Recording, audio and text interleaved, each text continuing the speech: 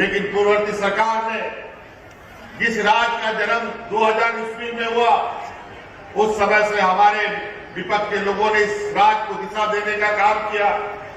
दिशा तो दिया नहीं, बल्कि इस राज्य का खून चूस डाला। सर्वजन पेंशन योजना लागू करने के मामले में झारखंड देश का पहला राज्य है। वर्तमान में हमारी सरकार जो योजनाएं बना रही है, ये योजनाएं आपकी योजना, आपकी सरकार, आपके द्वार कार्यक्रम के माध्यम से प्राप्त हुए आवेदनों के आकलन के बाद ही तैयार की जाती है। झारखंड की आत्मा गांव में बसती है।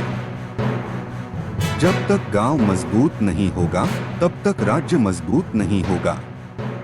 झारखंड का जड़ कैसे मजबूत हो, इस पर हमारी सरकार गंभीरता के साथ कार्य कर रही है, ताकि आने वाली पीढ़ी को इसका फल मिल सके।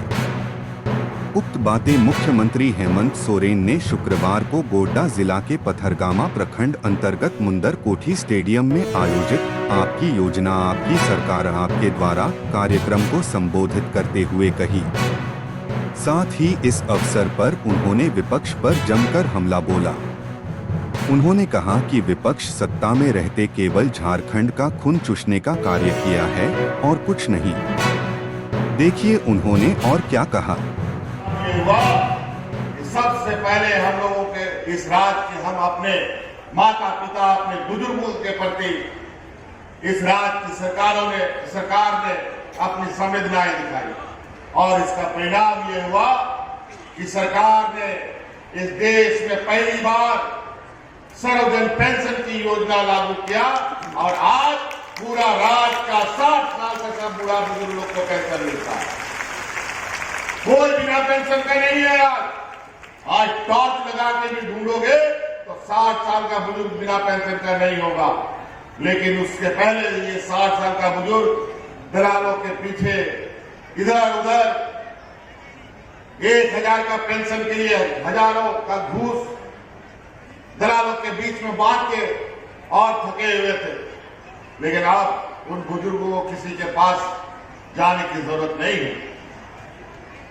जो 58 साल का है, कोई 57 साल का है, कोई 59 साल का है, वो बुजुर्ग दिन गिन कर गिन रहा कि मेरा 60 साल का पूरा होगा कि हम तुरंत हमको पेंशन मिलना चालू हो जाए। आज उन बुजुर्गों को आज की महंगाई के जमाने में बेटा भी अपना बूढ़ा माँ बाप को नहीं रखता है। आज उन बुजुर्गों को हमने बुढ़ापे का सहारा दिया, उनके हाथों में लाठियां दी है। और आज ऐसे भी उदाहरण है हमारे पास जहां पर माँ भी पेंशन ले रही है, पिताजी भी पेंशन ले रहे हैं और बेटा भी पेंशन ले रहा है। जाके बगल में बिहार में जाके देख लीजिए, झांक लीजिए बगल, ये जो बिहार से जिला सटा हुआ जिला है, बिहार में कितना पेंशन मिलता है? 500 टका पेंशन मिलता है। लेकिन झारखंड जैसा पिछड़ा राज्य 1000 टका पेंशन देता है।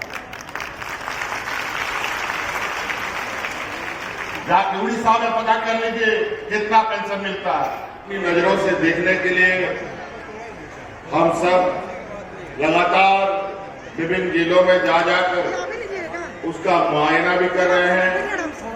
काम कैसा चल रहा है, नहीं चल रहा है, इसका आकलन भी करने का हम लोग प्रयास कर रहे हैं।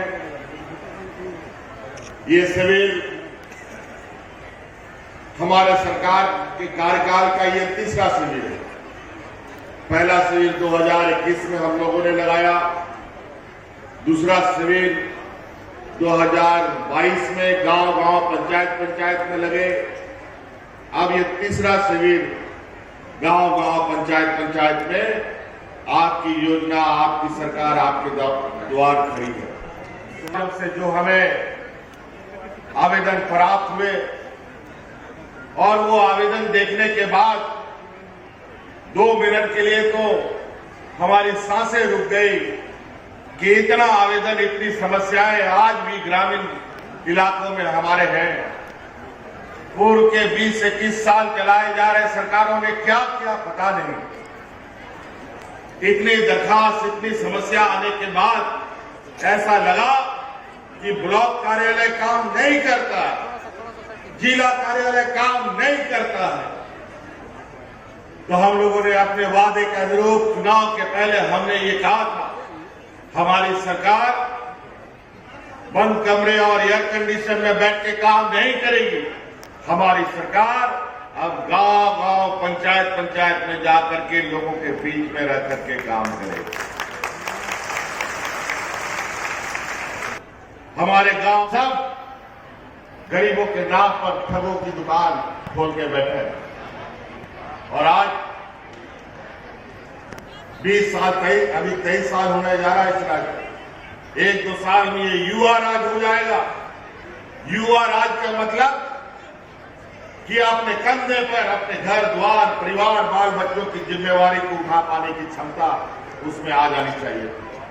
लेकिन पूर्ववर्ती सरकार ने जिस राज का जन्म 2000 ईस्वी में हुआ, उस समय से हमारे विपक्ष के लोगों ने इस राज को दिशा देने का काम किया। दिशा तो दिया नहीं, बल्कि इस राज का खून चूस डाला। लाखों कर्मचारी, हजारों अनुबंध पर कर्मचारी, और इन कर्मचारी की जो जिम्मेवारी थी, सरकार जिसके लिए कर्मचारियों को पैसे देता है, वो कर्मचारी आपकी सेवा के लिए उसको पैसा मिलता है। लेकिन पूर्ववर्ती सरकारों ने, डबल इंजन की सरकारों ने उन कर्मचारियों को आपकी सेवा के लिए नहीं, उन लोगों ने अपनी सेवा में लोगों को लगा दिया और नतीजा आज करोड़ करोड़ समस्याओं के आवेदन हमें प्राप्त हो रहे हैं। आज जाके देख लीजिए यहां पर काउंटर पे क्या स्थिति है। यहां भी कई योजनाओं पे काउंटर लगे हैं। पेंशन के काउंटर में जो बैठा कर्मचारी है वो मक्खी मार रहा है, कोई पेंशन लेने के लिए दरखास्त देने वाला नहीं। लेकिन हाँ, आवास के काउंटर में जाके देखिए किस तरीके से लोग इस राज्य में आवास के लिए गरीब गुरुआ लोग उमड़ पड़े हैं। इसका मतलब इस राज्य में गरीबों की संख्या बहुत अधिक है। हम लोगों ने केंद्र सरकार की मंशा थी 2022 में सब गरीबों को आवास मिल जाएगा, लेकिन झारखंड में गरीबों की संख्या, भारत सरकार को भी मालूम है, बहुत हल्ला हंगामा किए हुए हम लोग अपने जो दायित्व है उनको आपके मार्गदर्शन में पूरा कर रहे हैं। लेकिन इन बातों को आपके समक्ष रखना आवश्यक है। लोग अन्य अलग अलग जातियों को अगर ओबीसी में उनका अधिकार दे देते तो हमें इस बात की आवश्यकता नहीं पड़ती कि उन्हें एसटी में शामिल करने की चर्चा हो। मैं आपको धन्यवाद देना चाहती हूँ। ओबीसी आरक्षण का जो विधेयक आपने पारित कर केंद्र तक भेजा है और अब देखना है कि ओबीसी को अधिकार देखने के लिए क्या काम हो रहा है।